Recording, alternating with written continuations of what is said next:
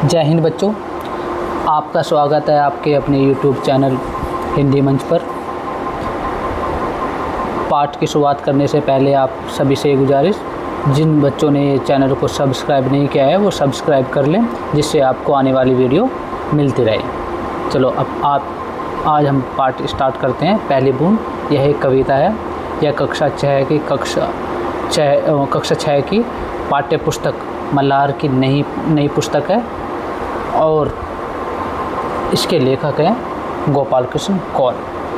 आप बच्चों, जैसे आप वीडियो में देख रहे हैं, मतलब स्क्रीन पर देख रहे हैं कि यहाँ पर बच्चे हैं, छाता लेकर खड़े हैं और खेल रहे हैं।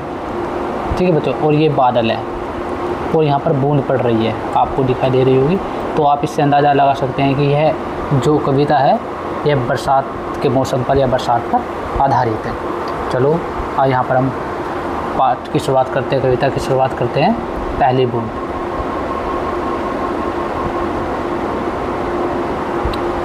वह पावस का प्रथम दिवस जब पहली बूंद धरा पर आई, अंकुर फूट पड़ा धरती से नवजीवन की ले अंगड़ाई। तो यहाँ पर बच्चों सबसे पहले हम कठिन शब्दों का जानते हैं। पावस मतलब वर्षा ऋतु। पावस मतलब क्या होता है? वर्षा ऋतु।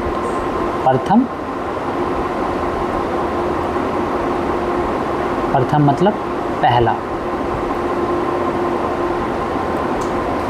दिवस मतलब दिन। धरा मतलब धरती।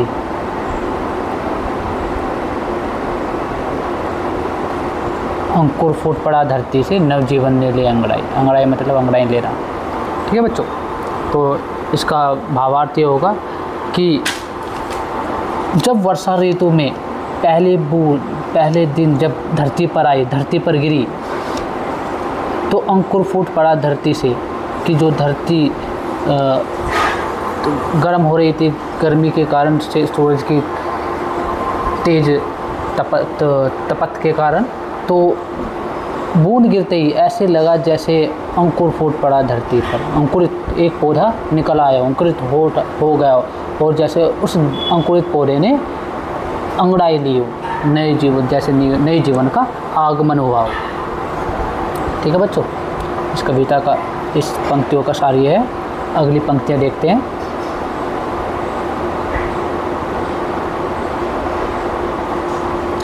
धरती के सूखे अधरों पर गिरी बूंद अमृत सी आकर, वसुंधरा की रोमावली सी हरी धूप पुल की मुस्काई, पहली बूंद धरा पर आई। अब देखो बच्चों, अधरों मतलब होठों पर। होठों पर। ठीक है बच्चों, होठों पर। अमृत मतलब एक पेय पदार्थ होता है जिसे पीने से इंसान अमर हो जाता है, जो कोई भी पी ले। तो इसे आप सुधा भी वो कह सकते हैं, जो इसके पर्याय होते हैं, सुधा या सोमरस। ठीक है बेटा, सुधा या सोमरस। ठीक है बेटा, तो अब आगे कठिन शब्द और देखो। वसुंधरा मतलब धरती। रोमावली रोइसी। रोमावली मतलब रोइसी, हाथ पैरों पर जिस तरह से रोइसी उठ जाते हैं ना, उसी तरह से। हरी धूप, ये घास होती है हरी धूप। फूल की मतलब हर्ष के साथ। हर्ष के साथ। पहली बूंद धरा मतलब धरती पर। अब देखो इसका भावार्थ। धरती के सूखे अधरों पर गिरी बूंद अमृत सी आकर, जैसे धरती तप रही थी सूरज की रोशनी से, तो मतलब तपस से, तो धरती के सूखे अधरों पर जब बरसात की पहली बूंद गिरी, तो धरती के सूखे अधरों पर गिरी तो ऐसे लगी जैसे अमृत सी आकर गिरी हो। अमृत सी आकर गिरी हुई। ठीक है। वसुंधरा की रोमावली सी हरी धूप पुल की मुस्काई, और वसुंधरा की रोमावली सी हरी धूप पुल की मुस्काई, जैसे धरती है ना कि रोई खड़े हो गए हों और हरी धूप हर्ष के साथ, खुशी के साथ मुस्कुराई हो, पहली बूंद जब धरती पर आई। इस तरह से लगा कि यहाँ पर पहली बूंद मतलब वर्षा ऋतु के बारे में यहाँ पर वर्णन किया गया है बड़े मार्मिक तरीके से कवि के द्वारा। अब आगे देखो बच्चों, आसमान में उमड़ता सागर,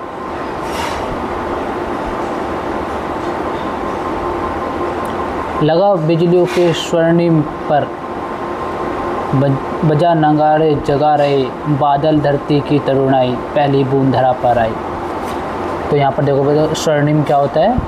स्वर्णिम मतलब होता है सुनहरा।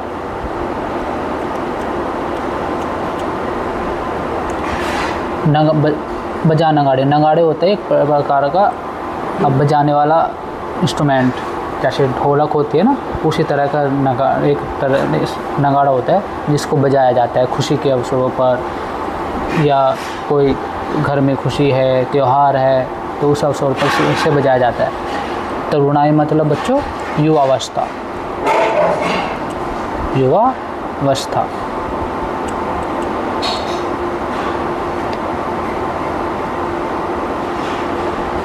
ठीक है, पहली बूंद धरा पर आई। अब देखो इसका भावार्थ समझते हैं इन पंक्तियों का। आसमान में उड़ता सागर, ऐसे बता रहे हैं कवि कि जैसे आसमान में कोई सागर उड़ता दिखाई दे रहा हो, लगा बिजलियों के स्वर्णिम पर, और बिजलियों जब बादल उड़ता है, बादल सी बात की गई है, बादल यहाँ पर स्वर्ण, कवि ने आसमान में बादलों की बात की है यहाँ पर, और उसमें से बिजलियों के स्वर्णिम पर लगाकर, जैसे बिजलियाँ चमकती है ना बादलों में से, तो ऐसे लग रहा है कि जैसे बिजलियों ने सुनहरे पर मतलब यहाँ पर पंख,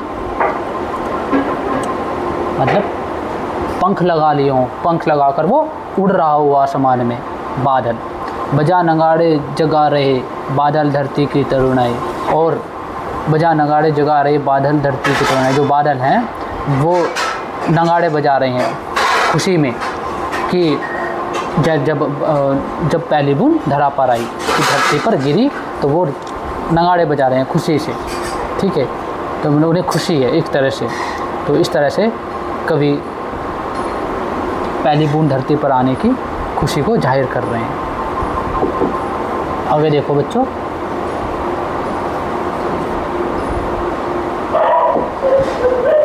नीले नयनों सा ये अंबर, काली पुतली से ये जलधर, करुणा विगलित अश्रु बहाकर धरती की चिरप्यास बुझाई, बूढ़ी धरती संशय श्यामला, बनने को फिर से ललचाई, पहले बूंद धरा पर आई।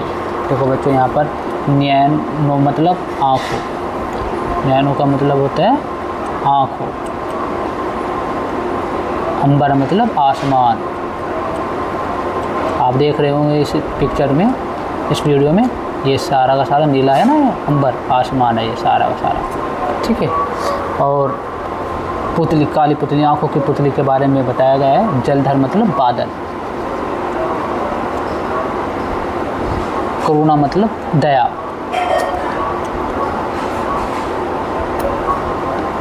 और यहाँ पर विगलित मतलब टपक कर, रिश्कर या टपक कर।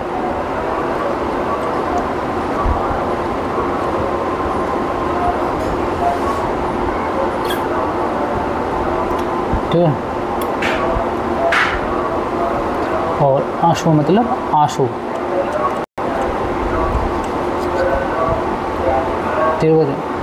चिर मतलब जो हमेशा से बहुत दिनों से चला आ रहा हो, चिरकाल, चिर मतलब चिरायु।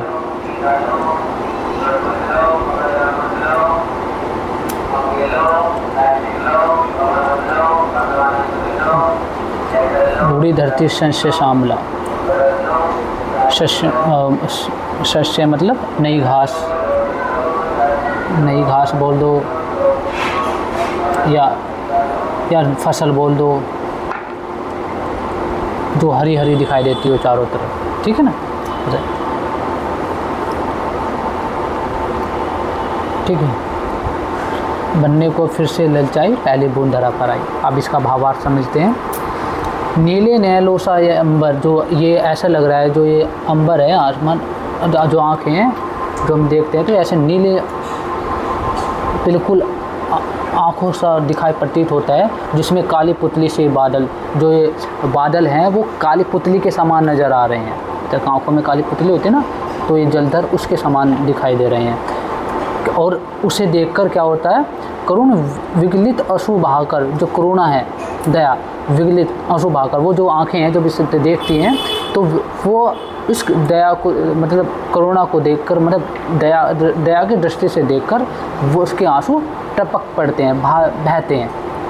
ठीक है, तो बहाकर धरती की चिर प्यास बुझाई। और फिर क्या होता है, फिर जो धरती प्यासी थी चिरकाल से, उसकी जैसे उसकी प्यास बुझा दी हो। जैसे जो धरती की पहली, जब आसमान से बादल की जो पहली बूंद धरती पर गिरी तो ऐसे लगा जैसे धरती की चिरकाल से जो प्यासी थी उसकी प्यास को बुझा दिया हो। करुणा, जो आसमान ने इस तरह से धरती को देखा कि उसकी आँखों, उसकी धरती के लिए करुणा में दृष्टि से देखा, और जो उसकी आँखों से जो आंसू बहे तो वो उस तरह से उसने जो आंसू निकले जैसे उसने धरती की प्यास को बुझा दिया हो।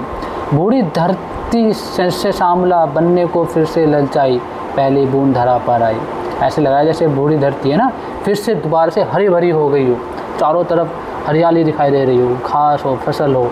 ठीक है, बनने को फिर से ललचाई, जैसे वह फिर से इस तरह से अपने आप को एक नई दिशा की तरफ, नई दिशा तरफ ले जा रही हो या ललचा रही हो, जब भट धरती पर पहली बूंद आकर गिरी।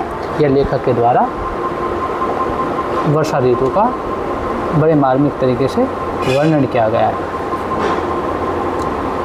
अगले पार्ट में बच्चों, हम अगली वीडियो में हम इस कविता के प्रश्न उत्तर और गतिविधियों की व्याख्या को समझेंगे, करेंगे। तब तक के लिए जय हिंद।